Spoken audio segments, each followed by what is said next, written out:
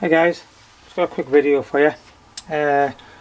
What this is going to be a quad build, and it's the 110 QAV frame.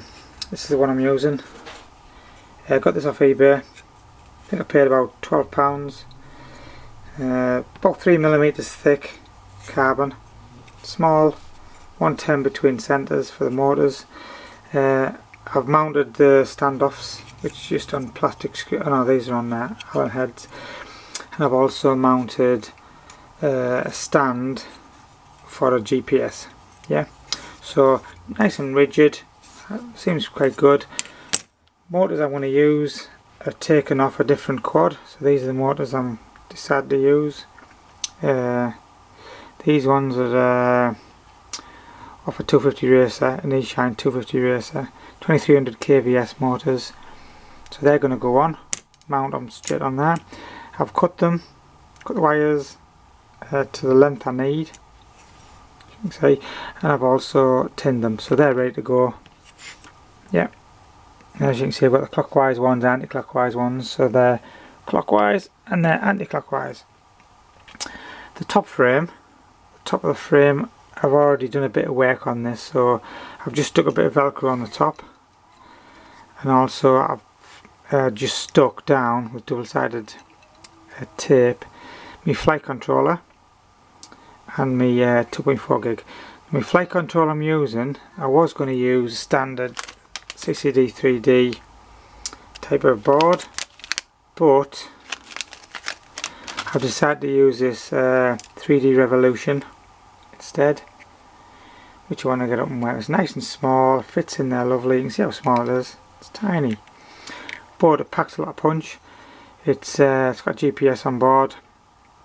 It's also got a barometer and other things, which I'll look into later on. So I've just mounted that on top there, as you can see, and I've put my receiver, if I can focus it for you, that way, yeah, and I've just got it on the 1 channel PPM.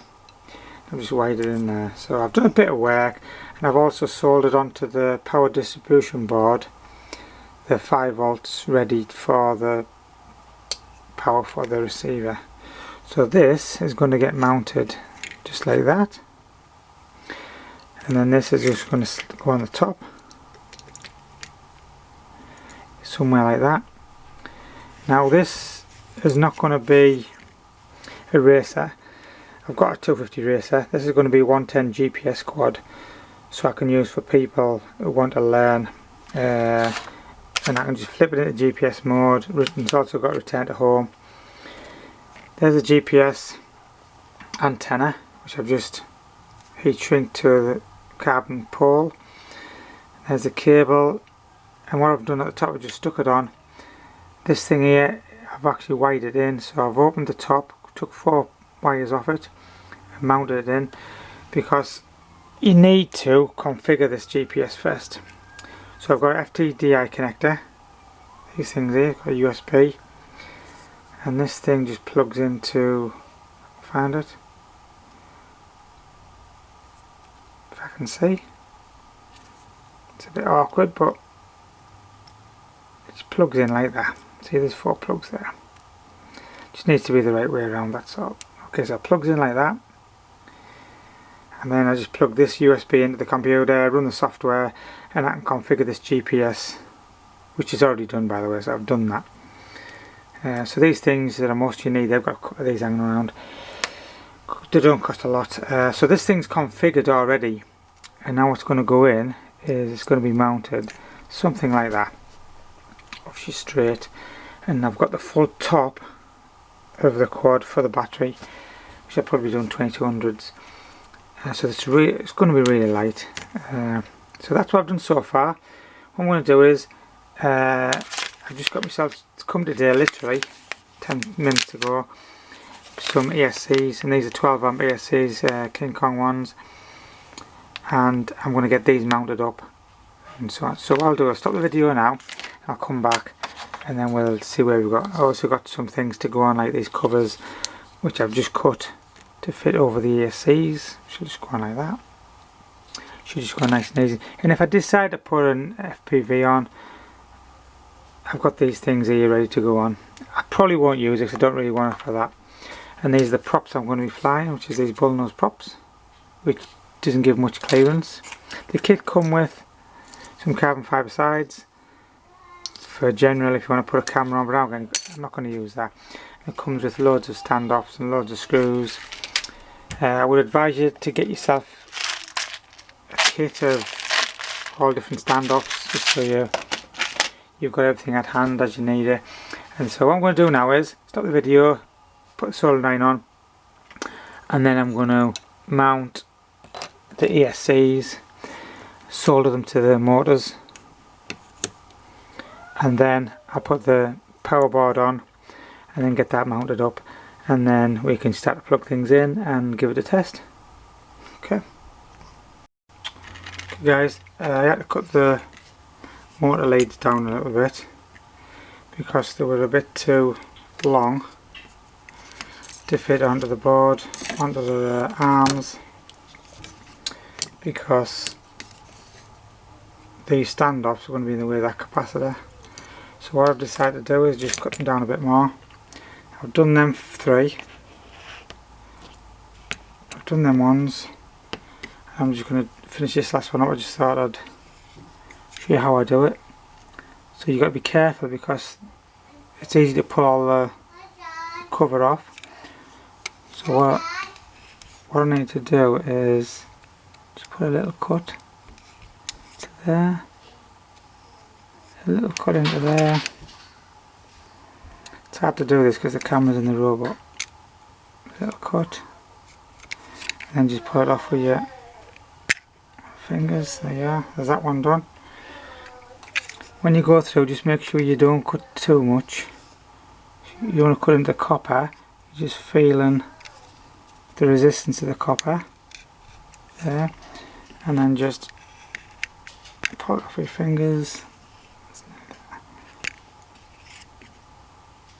There you go, and make sure you pinch this part so you don't pull the shielding back up, the protective cover back up, and that should give us enough for them. Okay, so what I'm going to do next is shift them out of the road.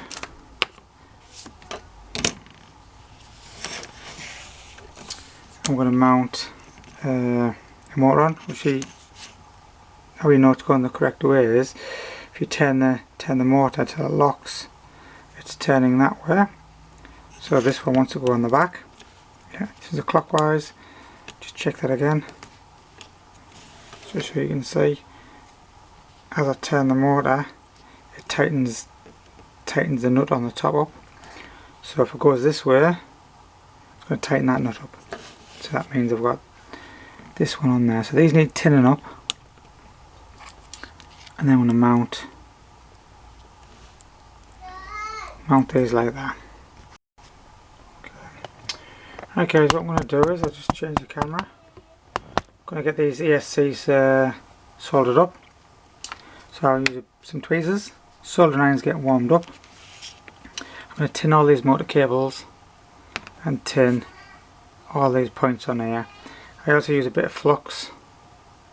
This is some I made, and that's the flux I use, which is this stuff here.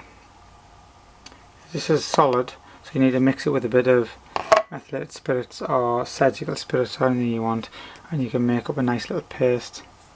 And this really helps out with a joint. It goes quicker, and I just normally just get a bit of solder, dip it in the end till the end is just covered a little bit, and that's the way I do it. So I'll just check the soldering iron, see if it's warm. Also make sure you keep the soldering iron clean. So you want a bit of soldering on it. Keep it clean. And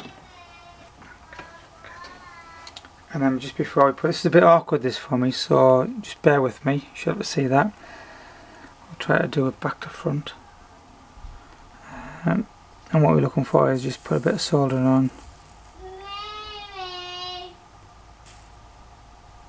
and then just let it blob on.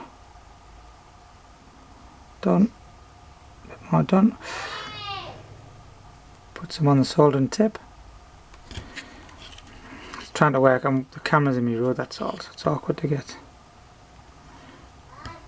Put a nice blob on and then just done. There you go, sweet. So I'm going to do the rest like that and then we'll come back.